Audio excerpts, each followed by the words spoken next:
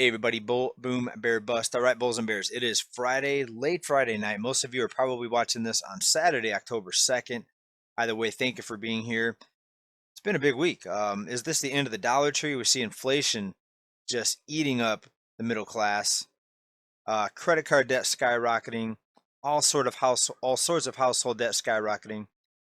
We've got the money printers now eyeing multi-trillion-dollar stimulus packages. I mean, the run-up in debt is absolutely out of control, and most people are just oblivious. People would think we're in this amazing economic recovery. Of course, they're using the shutdowns and all of the new restrictions to justify the sad economic activity that we are noticing.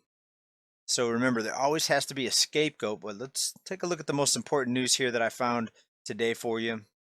This one's out of Bloomberg. Global debt hits record $296 trillion. But here's the important part that you need to look at. So first of all, global debt grew by nearly $5 trillion just in the second quarter. So in the 3-month period, $5 trillion. Think about that. Also, the jump was led by borrowing by households. So households are borrowing like we've never seen before. And of course, banks can keep loaning money. It doesn't matter how high household debt gets.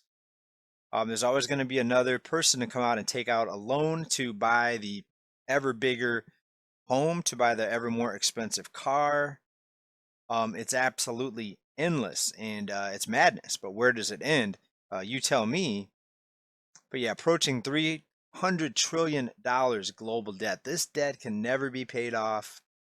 The whole world is in debt. Countries are in debt. States are in debt. Cities are in debt. Citizens are in debt. All to the hands of the money printers.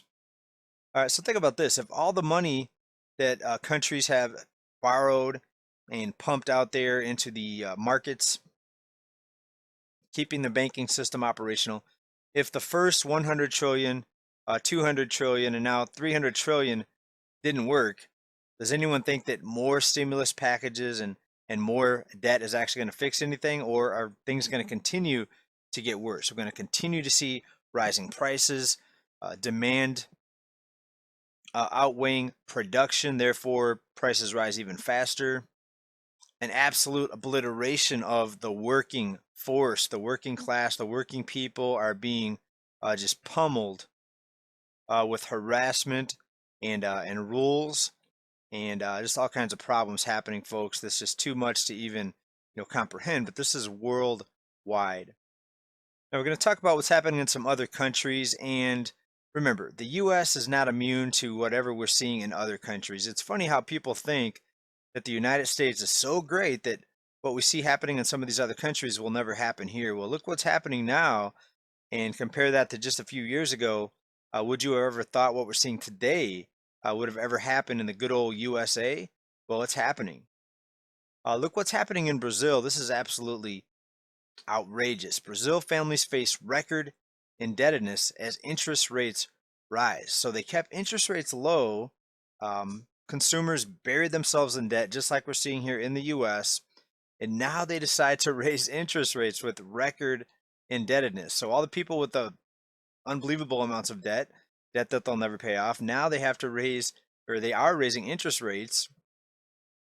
So these borrowers or these debtors are going to be even in bigger trouble because now the cost of carrying that debt is going to be even higher. For example, all of the balance transfer offers from the credit card company, all of the debt consolidation loans, all of the personal loans, payday loans, God forbid people are getting payday loans, but all these types of loans are going to get even more costly with higher interest rates.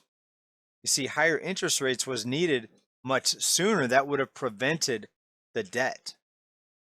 Because when interest rates are high, then prices are lower. Think what would happen if they raised mortgage rates to 20%, right? Home prices would crash because no one could afford that monthly payment, right? So instead of doing the higher interest rates earlier to prevent the debt, to keep prices low, they pumped up the bubble, they encouraged debt and borrowing, And now that people are in this record level of debt, now they decide to raise interest rates. So pretty crazy. What if the Fed decides to do that? I don't think they will, because there'll be too many people basically calling them out. But it's pretty interesting, the timing on this, what's happening in Brazil.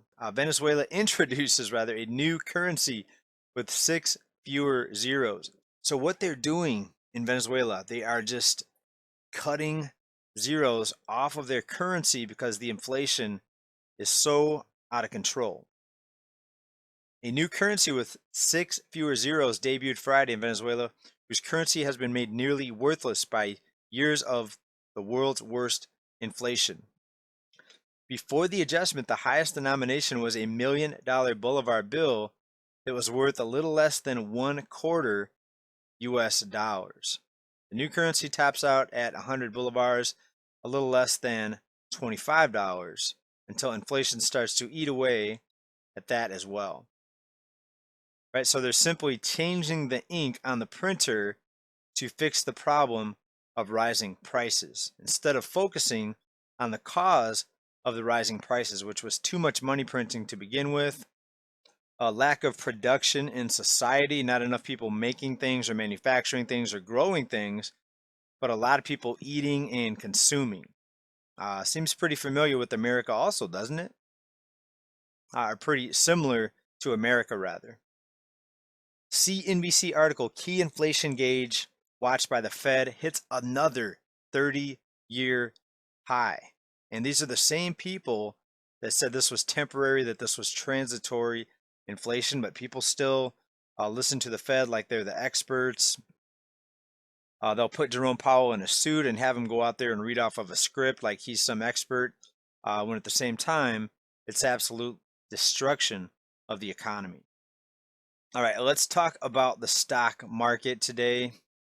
On Friday, the Dow Jones up 480, all major indexes in the green, and all this in the face of all the bad news and inflation indicators, with the destruction of the working class, destruction of the labor force, which is going to cause more supply chain issues and, guess what, even higher prices, right? So things are not looking good. The markets do not care.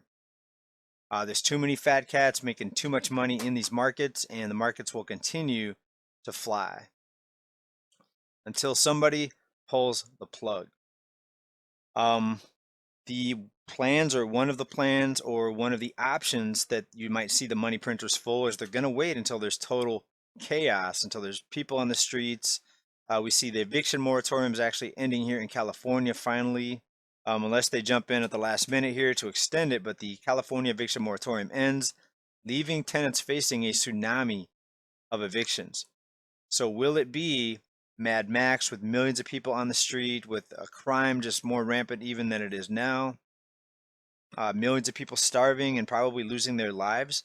Will that be the crisis that would trigger the money printers to go ahead and pull the plug, and that way they can have something to blame? Well, we don't know, but either way, keep preparing, because things are not looking very well here. It looks like we've got a nightmare headed this way, folks, and I don't know how else to say it, but keep stacking, keep preparing, count your blessings, and try to make plans for how to keep a roof over your head. You may have family that needs you. You might need your family, but try to stick together with your like-minded friends, family, of course, and keep planning, strategizing, and stacking, because this thing is going to get even uglier as we proceed. Thanks everybody for watching. We'll talk to you very, very soon. Please let me know what you think down in comments. Talk to you very soon. Bye now. Peace.